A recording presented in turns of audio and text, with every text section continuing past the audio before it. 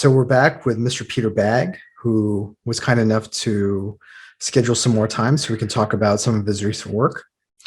Let's talk about the biographies that you've done recently. Can you tell me a little bit about Woman Rebel, Fire, and Credo? Sure. Well, what happened, how those came about, you'd have to go, the first one, Woman Rebel, that came out in 2013. And a good 10 years before then, I found myself doing short biographical comic strips.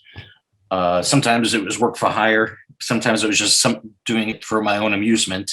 In fact, for a while, I was doing these short little backup strips called Founding Fathers Funnies. And those wound up becoming a book. I did enough of these short stories about the Founding Fathers that they became a book that was published by Dark Horse.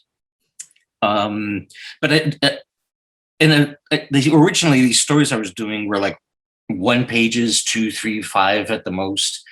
Over time, I started doing longer ones, and then it reached a point where I felt like I could do a book-length biography, assuming that there was a subject that was worthy enough of a full-length graphic novel biography. So I proposed the idea to the founder, Chris Oliveros, who was the founder of Drawn and Quarterly, and he was very interested. I told him what subjects I had in mind, and we settled on Margaret Sanger being the first. And the title about Margaret Sanger, for your listeners who don't know, she was a birth control advocate, was the founder of what eventually evolved into Planned Parenthood, and led a very wild, interesting, phenomenal life. And we just both agreed that she'd be a good first subject. And then it evolved into a theme with the next 2 stories that I did. The next one was about Zora Neale Hurston, who was a fiction writer and an anthropologist. And the last one is called Credo, and that is about another author and journalist named Rose Wilder Lane, and a political theorist. All 3 of those women were contemporaries of each other. And I would say their most active and most creative years were the years between the 2 world wars. And for very complex reasons, I just became very interested, not only with that era, but also women who were very active in that time period. Now, can you expand on that? Why that time period?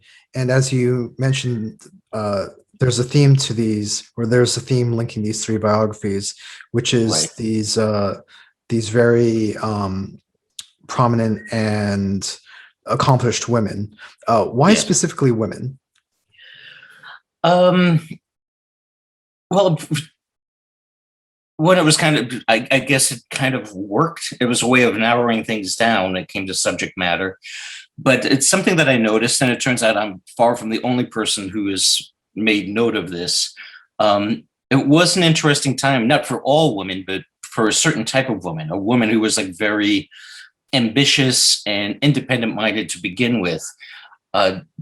Those years, specifically in the 20s and 30s, these type of women, they really flourished. They lived these lives that would make even a modern person feel very timid. They were just utterly fearless. They just did whatever they wanted to do, and they didn't get nearly as much pushback as you would think. Maybe that was based on their personalities to begin with, or nobody wanted to challenge them. But they just pretty much all these 3 women, they all always did exactly what they wanted to do and didn't let anybody stop them. With Zora Neale Hurston, the subject of the second of those biographies, she also, for her, it was double the problem in that she was also Black. So she had to deal with the fact that she was a woman and she was Black. Although what was very interesting about with her is whenever people would ask her about her career and what she's working on, just ask her questions about herself in general, they only asked about her Blackness, about what it's like to be an African American in the United States at that time, and what kind of racism she faced, what kind of limits were placed on her. Nobody ever asked her about what limits she experienced as a woman. That she never was asked that question. It was always about race. She was asked about race constantly. Maybe she was asked about race so much that people forgot to ask her, oh yeah, and is it hard to be a woman? But of these three, they never really complained very much about not being able to do things because they're a woman. They just simply did whatever they wanted to do.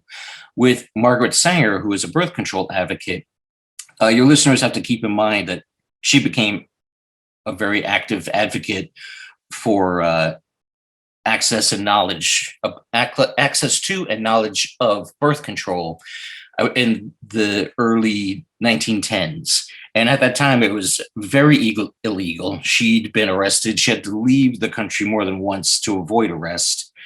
And for her, she totally understood in a way that I sometimes think people have forgotten what a limitation that puts on somebody's autonomy, their ability to lead their life the way they want to without access to birth control, without having birth control. It literally makes you a slave to your biology.